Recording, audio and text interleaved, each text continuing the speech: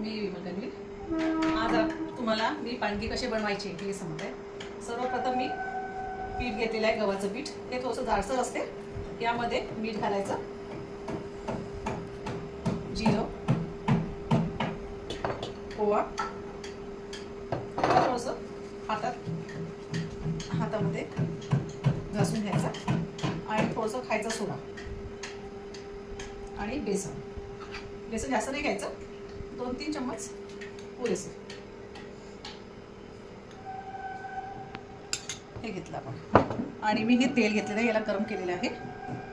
आता हे तेल मी इथे हे सगळं मिक्स करून घ्यायचं आहे, सगळं एकत्र करून. मग यामध्ये तेल घालायचं आहे. 3 चम्मच मी तेल घेतलेलं आहे. हे तेल घातलं, हे सगळं एकजीव करून घ्यायचं. आधी थोडं पाणी टाकून आपल्याला मळून घ्यायचं आहे पीठ. आता हे आपलं गोळा, पिठाचं गोळा मळून झालेलं आहे. आता याला आपण 15-20 मिनिट असंच ठेवून देऊ. आता आपण आपले पीठ मळलेलं आहे, त्याला थोडंसं चोळून घ्यायचं आणि चोळून झाल्याच्या नंतर मग याचे छोटे छोटे आपल्याला जेवढे साईजचे पाहिजे आहे पाणी त्यानुसार आपण त्याचे गोळे करायचे. आता हे छान असं मळलेलं आहे बघा, असं दबते एवढं घट्ट करायचं. आता याचे छोटे जेवढे तुम्हाला पाहिजे तेवढे असे गोळे करून घ्यायचे. आणि जसा हा गोळा केला की याच्यामध्ये आपल्याला थोडंसं तेल टाकायचं आहे. तेल म्हणा, तुम्हाला जर तूप आवडत असेल तूप टाकू शकता. मला तूप नाही आवडत म्हणून मी तेलच टाकते. आणि असं त्याच्यामध्ये तेल भरून त्याचे असे गोळे करायचे.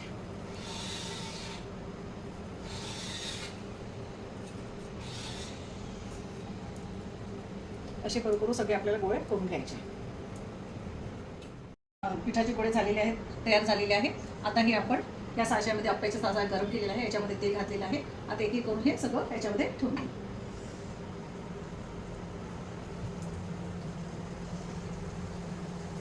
आणि मग याला याच्यावरती झाकण ठेवून देऊ आणि याला 15 मिनिटं कमी गॅसवरती ठेवून द्यायचं आहे. आणि वरून याला थोडंसं असं तेल टाकून द्यायचं याच्यावरती. याला आता 15 मिनिटं होऊ द्यायचं आहे कमी गॅसवर. आता आपण याला मध्ये परतून घ्यायचं आहे. हे बघा, त्याच्या साईडने असं शिजल्यात याला परत तसे परतून ठेवून द्यायचं, म्हणजे दोन्ही कडनं हे शिजले पाहिजे छान. आता हे पानगे सगळे आपण पलटून घेतलेले आहे. आता याला शिजू द्यायचं आहे झाकून. 15 मिनिट झाले की मग गॅस बंद करू आपले. ओके, आता 15 मिनिटं झालेले आहे. आता आपण खोलून बघूया. झाले आपले तयार पानगे.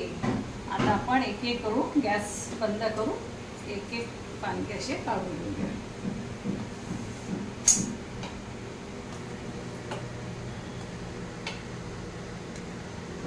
वाव,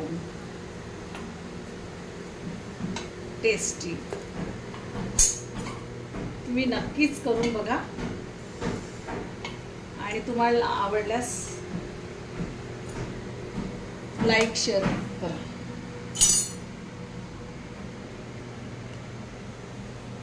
हे झाले माझे पानगे तयार.